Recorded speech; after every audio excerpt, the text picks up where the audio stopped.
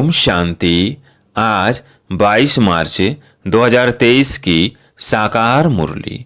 आज बाबा ने कहा, मीठे बच्चे, देही अभिमानी हो रहना, यह बड़ी मंजिल है। देही अभिमानी को ही ईश्वरीय संप्रदाय कहेंगे। उन्हें बाप और परमधाम के सिवाय कुछ भी सूझेगा नहीं। प्रश्न, किस एक बात की धारणा से भविष्य एक ही जन्मों के लिए पूंजी जमा हो जाती है? उत्तर, श्रीमत पर, अपने ऊपर तथा दूसरों पर उपकार करने से। उपकार वही कर सकता जो पूरा देही अभिमानी बने, जिसकी बुद्धि शुद्ध हो। देहाभिमान में आने से अपकार हो जाता है और जमा हुई पूंजी खत्म हो जाती है, घाटा पड़ जाता है। क्रोध का भूत भी अपकार कराता है, इसलिए अपना स्वभाव बहुत मीठा बनाना है। गीत है, यह कौन आज आया। ओम शांति। जब परमात्मा बाप आकर के जीव आत्माओं से मिलते हैं तो जीव आत्मा को अपना जीवपना भूल जाता है। उनको नीचे हो जाता है कि हम आत्मा है और परम पिता परमात्मा की संतान है। बाकी जो कुछ हम देखते हैं यह देह सहित देह के सर्व संबंधी आदि यह तो याद रहना ही नहीं है। बाप आते ही है बच्चों को वापस ले जाने के लिए। तुम चौंक उठते हो, यह क्या होता है? ब्रह्मा की अंधियारी रात पूरी हो, सवेरा होता है। देह सहित देह के जो भी संबंध है वो टूट जाते हैं। तो चौंक गए हैं कि क्या हो गया है। यह पुरानी दुनिया देखने में नहीं आती, बस बाप और परमधाम ही सूझता है। यह वंडर है ना। परंतु बाप को पूरा न पहचानने के कारण, बुद्धि योग न लगने कारण देहाभिमान पूरा मिटता ही नहीं है। उनको हम बंदर संप्रदाय कहते हैं। जब देही अभिमानी बने तब ईश्वरी संप्रदाय कहे। बंदर संप्रदाय का नारद के रूप में दृष्टांत थे। वो भी भक्त था, झांझ बजाता था। उनको बाप ने दिखाया कि देखो तुम बंदर संप्रदाय हो तो देही अभिमानी हो रहना बहुत मुश्किल है, बड़ी मंजिल है। भल पवित्र बनते हैं। ऐसे अच्छे और बुरे मनुष्य तो होते ही है। अब सन्यासी घर बार छोड़ते हैं, पवित्र बनते हैं। जो घर बार नहीं छोड़ने वाले हैं, गृहस्थी, वो जाकर उन्हों को अपना गुरु बनाते हैं।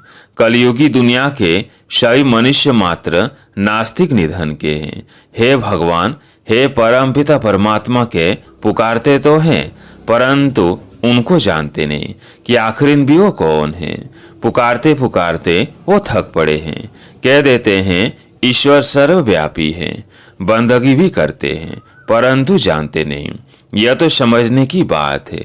भगवानुवाच, गीता में भी भगवानुवाच है ना। यह आसुरी संप्रदाय। भगवान ने क्यों कहा है तुम बंदर मिसल हो? अपनी शकल तो आईने में देखो। भगवान को जानते नहीं, ढूंढते रहते हैं। इसलिए मनुष्य को ही भगवान मिलना चाहिए। ढूंढते हैं परंतु मिलते नहीं। तो जब भगवान आए तब आकर अपना परिचय दे। गीता में पूरा परिचय है। कहते हैं मैं रुद्र हूँ, मुझ रुद्र ने यह ज्ञान यज्ञ रचा है। अगर कहें श्री कृष्ण ने रचा तो कहे मैं श्री कृष्ण तुमको राजयोग सिखाता हूँ। परंतु श्री कृष्ण ज्ञान यज्ञ होता ही नहीं। यह तुम बच्चे ही जानते हो। बाकी तो सब मनुष्य मात्र आयरन एजेड है। मुख से पत्थर ही निकालते रहते हैं। झूठ बोलने वाले के लिए कहते हैं इनका मुंह काला है। जब संन्यास धर्म की स्थापना होती है उस समय सृष्टि रजो है। तो भारत को पवित्रता में थमाने लिए यह पवित्र धर्म की स्थापना होती है। उनको रजोगुणी सन्यासी कहा जाता है। सन्यास जरूर करते हैं परंतु रजोगुणी। वह कोई सतो प्रधान नहीं है। जब भारत काम चिता पर चढ़ने से जलना शुरू हो जाता है तब ड्रामा में इस सन्यास का भी पाठ है। उनको कोई सहज राजयोग नहीं कहेंगे। वह भगवान ने नहीं सिखाया था। वे तो भगवान को ही नहीं जानते। ये बड़ी भारी भूल कर दी है जो श्री कृष्ण को द्वापर में ले गए हैं। बाप बेट भूले हुए मनुष्यों को समझाते हैं परंतु समझाने में बड़ी रिफाइनेस चाहिए। सन्यासी लोग कहते हैं आप सन्यास धर्म की निंदा करते हो। बोलो आकर समझो। पहले बताओ तुम निंदा किसको कहते हो? परम पिता परमात्मा जो सबका बाप है गीता का भगवान है, उसने समझाया है, श्री कृष्ण ने नहीं। परमपिता परमात्मा ने आकर कहा है कि यह कलयुग का अंत है। मनुष्यों की बुद्धि जड़ जड़ीभूत आसुरी बन गई है। यह है ही पतित आसुरी राज्य। सतयुग में है पावन दैवी राज्य। वो समझते हैं हम ही ईश्वर है, परंतु वह तो है नहीं। ईश्वर तो सभी का एक है, जिसको सब याद करते हैं। ये समझने की बातें हैं। समझना हो तो समझो, परंतु समझाने वाला बड़ा रिफाइन चाहिए। जिनमें क्रोध का भूत होगा वो क्या समझा सकेंगे। क्रोध का भूत, मोह का भूत, लोभ का भूत, छोटे बड़े भूत तो होते ही हैं। गंदी आदतें हैं। अच्छे अच्छे बच्चों से भी माया कुछ न कुछ करा देती है। यह सब देहाभिमान की शैतानी। देहाभिमान आया तो फिर जैसा बंदर हो जाता, फिर वो मंदिर लायक बन न सके। तुम जानते हो, मंदिर लायक देवी देवता ही बनते हैं, उन्हों के लिए मंदिर बनाया जाता है। सतयुग में तो सारी दुनिया को शिवालय कहा जाता है। सभी मंदिर में रहते हैं। सृष्टि ही पवित्र मंदिर बन जाती है। विश्व शिवालय बन जाता है, जिसमें यथा राजा रानी तथा प्रजा सब पवित्र रहते हैं। तो कोई को बड़ा युक्ति से समझाना होता है। चूहा काटता भी है, फिर फूंक भी देता रहता है। उनमें यह अकल है। कोई सन्यासी आदि आए तो पहले युक्ति से उनकी महिमा करनी चाहिए। आओ सन्यासी जी, आप तो बहुत अच्छे हो जो सन्यास किया है, घर बार छोड़ा है। तुमको मालूम है दो प्रकार का सन्यास है। एक है घर बार छोड़ने का सन्यास और दूसरा है घर बार न छोड़ने का सन्यास। गिरहस्थ व्यवहार में रहते राजयोग सीख स्वर का मालिक बनना होता है।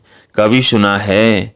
कहेंगे यह बात तो कोई भी शास्त्र में नहीं है। गीता में श्री कृष्ण का नाम डाल द्वापर में ठोक दिया है, तो समझेंगे कैसे? फिर चित्रों पर समझाना होता है। तुम्हारा है घर बार छोड़ने का, सभी तो नहीं छोड़ेंगे। प्रवृत्ति मार्ग है। तुमने प्रवृत्ति में रहते हुए फिर 5 विकारों का संन्यास नहीं किया है। हम कर रहे हैं, हमको मदद मिल रही है परमपिता परमात्मा की। ऐसे गृहस्थ व्यवहार में रहते 5 विकारों का संन्यास करने से हम ईश्वर का मालिक बनेंगे। सतयुग में देवी देवताएं पवित्र थे, अभी नहीं है। कलयुग के बाद फिर सतयुग आना है। बाप ही आकर सतयुग स्थापन करते हैं। प्रवृत्ति में रहते कमल फूल समान पवित्र बनाते हैं। तुम कहते हो आग कपूर इकट्ठे रह नहीं सकते हैं, परंतु यहाँ रहते हैं। तुम्हारे पास प्राप्ति की एम ऑब्जेक्ट तो कुछ है नहीं। बेहद का बाप जब आते हैं तब पुरानी सृष्टि का विनाश और नई सृष्टि की स्थापना हो जाती है। यह ज्ञान हमको मिलता ही है नई दुनिया के लिए। बाप कहते हैं देश सहित जो भी तुम्हारे संबंध आदि हैं सबको भूल अपने को देही समझ मुझे याद करो। यह हमारा राजयोग है शतो प्रधान। अब तो है तमो प्रधान, फिर तमो प्रधान से शतो प्रधान सृष्टि जरूर बननी है। शतो प्रधान बनाने वाला रचयिता बाप ही ठहरा। हम उस बेहद के बाप से यह सीख रहे हैं। भगवान एक है। ब्रह्मा विष्णु शंकर को भी देवता कहा जाता है। उनसे नीचे तबके वालों को मनुष्य कहा जाता है। भगवान रहते ही परम धाम में, हम आत्माएं भी वहां रहती है। ऐसे रिफाइनेस से समझाना है, परंतु योग पूरा नहीं है तो धारणा नहीं होती है। बाबा जो समझाते हैं वो किसको याद थोड़ी पड़ता है। भले कोई बच्चे कहे हम याद करते हैं, परंतु बाबा मानते नहीं। अगर तुम याद करते हो तो बुद्धि शुद्ध होनी चाहिए और धारणा अच्छी होनी चाहिए। धारणा है तो फिर करानी भी है, उपकार करना है। तुम जानते हो बाप आकर सब पर उपकार करते हैं। माया रावण अपकार करते हैं। बाप आकर एक ही बार इतना उपकार करता है जो 21 जन्म हमारा उपकार हो जाता है। उपकार कहो अथवा कृपा आशीर्वाद आदि जो कहो, द्वापर में फिर अकृपा शुरू हो जाती है। रावण अपकार करते हैं, सीमा से ही तुम कोई का भी उपकार कर सकेंगे। फिर देहाभिमानी बना तो अपकार करना शुरू कर देंगे। अपकार करने से भविष्य 21 जन्मों के लिए पूंजी जमा होती है।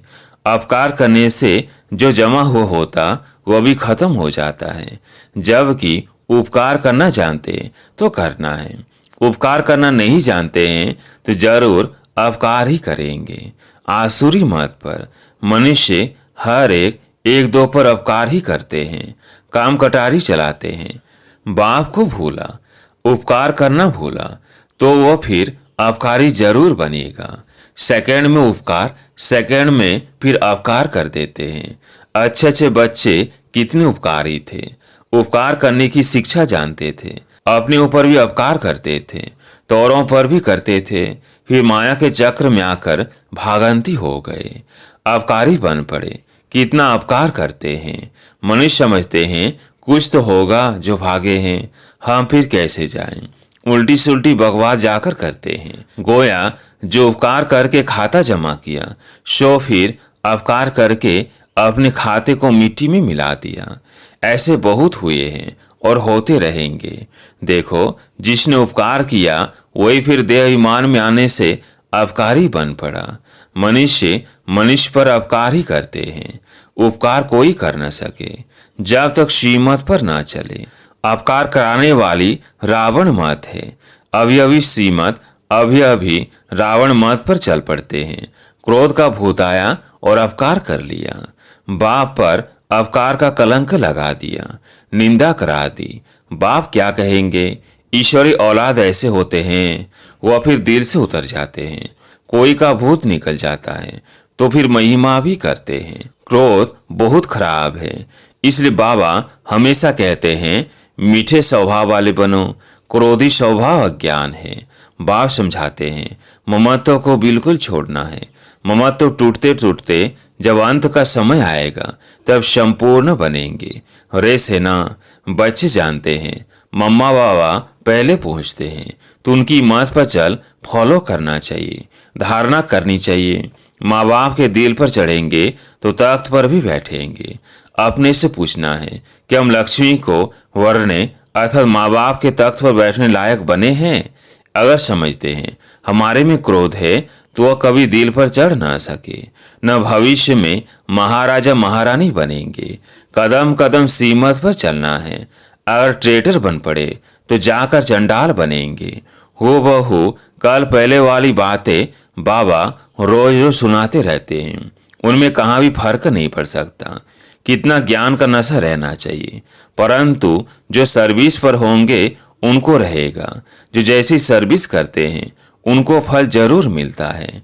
नंबर 1 है नॉलेज देना, उसमें बहुतों को सुख दे चक्रवर्ती बनाना है, औरों को बनाएंगे। सर्विस की युक्तियां तो बहुत अच्छी बताई जाती है, कहाँ भी सर्विस हो सकती है, फिर करके 100 में से 1 जगेगा।